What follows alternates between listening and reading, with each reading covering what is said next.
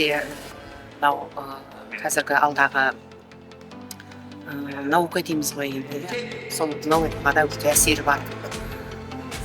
Өте әсерлі жерлері бар. Мына Таяк Тарту өте білімді, жақсы жаттықтырушы деп айтсақ болады.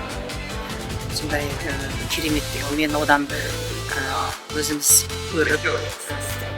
көрдік. Қалай екенін, оның қалай басталатынын, қандай жарыс, алда қандай студенттерімізді осы жарысқа үйретіп, алда белсенді жарыстарға қоссақ деген ниеттеміз.